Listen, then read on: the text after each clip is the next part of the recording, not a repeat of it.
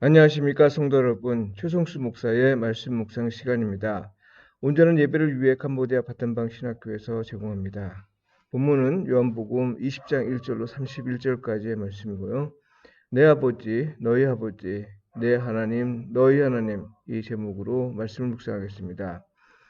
요한복음 20장 17절 말씀에 따르면 예수님의 아버지는 우리의 아버지시고 예수님의 하나님은 우리의 하나님 되십니다. 정말 놀라운 일입니다. 이건 고난을 위임하는 차원을 훨씬 넘어서는 선언입니다. 하나님과의 관계에서 오직 두려움만을 알고 있었을 뿐 친밀한 사귐을 전혀 알지 못했던 사람들에게 이것만큼 큰 은혜가 있을까 싶습니다. 이 말씀은 예수님이 부활하신 후 반가운 마음에 자기를 붙잡으려는 막달라 마리아에게 말씀하신 내용입니다. 이 말을 들은 막달라 마리아는 어떤 느낌이었을까요? 그녀가 이 말을 제자들에게 전했을 때 제자들은 어떤 마음이었을까요? 오늘은 이 점과 관련해서 묵상해 보고자 합니다.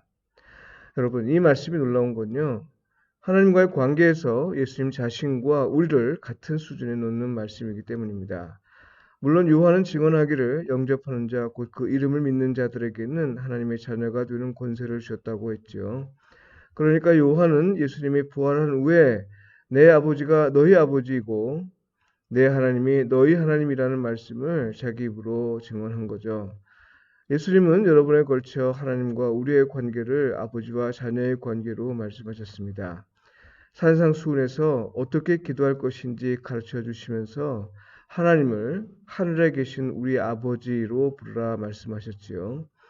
탕자의 비유에서도 또 자녀들의 요구를 들어주시는 아버지에 관해서 말씀하실 때도 하나님과 우리의 관계를 아버지와 자녀의 관계로 말씀하셨습니다.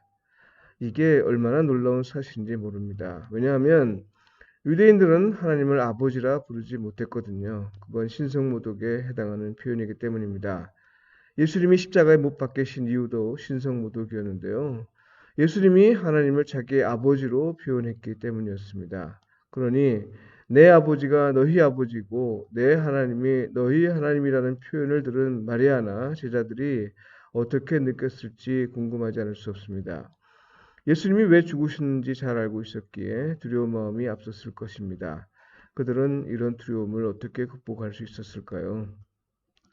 사실 성도 여러분, 예수님이 고난받으시고 부활하신 것, 다시 말해서 그분이 살아계실 때 말씀하시고 행하신 것을 본 사람이나 예수님에게 일어난 일련의 일들을 목격한 사람이 있다면요, 모르긴 해도 두 마음이 수시로 부딪히는 걸 경험할 겁니다.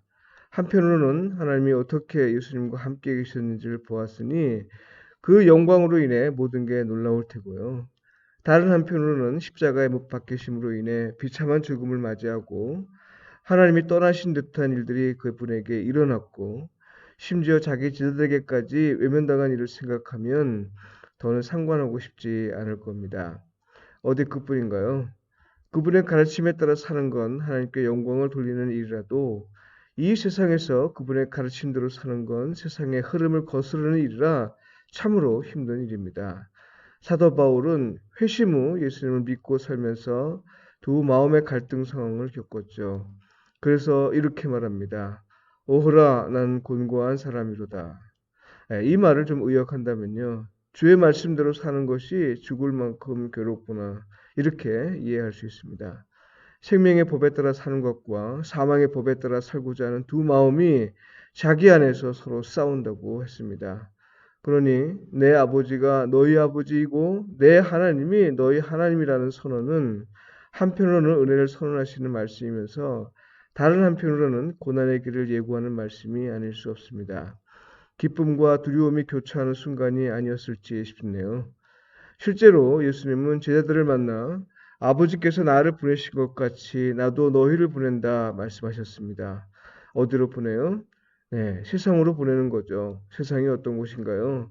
예수님을 십자가에 못 박은 곳입니다. 그러니 두려운 거죠.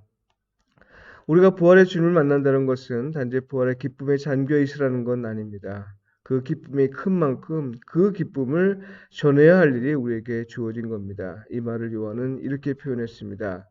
오직 이것을 기록함은 너희로 예수께서 하나님의 아들 그리스도이심을 믿게 하려 하며 또 너희로 믿고 그 이름을 힘입어 생명을 얻게 하려 함이니라. 요한은 예수님을 보내신 아버지의 뜻이 이미 예수님을 통해 이루어졌으니 우리는 이제 아버지의 뜻이 우리에게 나타나게 하고 또 우리를 통해 세상 가운데서 밝게 드러나도록 해야 할 것을 이렇게 말한 겁니다. 이때 두려움을 제거하기 위해 예수님은 성령님을 보내주셨습니다. 새 생명으로 살아야 할 수 있는 일이라는 거죠. 요한은 다른 누구보다도 이 점을 매우 강조했습니다.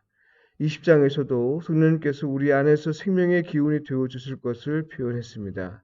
성도 여러분, 예수님의 하나님이 우리의 하나님이 되시고 예수님의 아버지가 우리 아버지가 되심으로써 우리는 심한 갈등을 겪게 될 것입니다.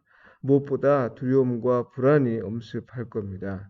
그러나 우리 안에서 일하시는 하나님으로 인해 예수님이 죽음을 이기시고 부활하셨듯이 우리 역시 이길 것입니다. 부활의 생명은 오직 성령님이 그 안에서 생명의 기운으로 역사하시는 자만이 누릴 수 있습니다.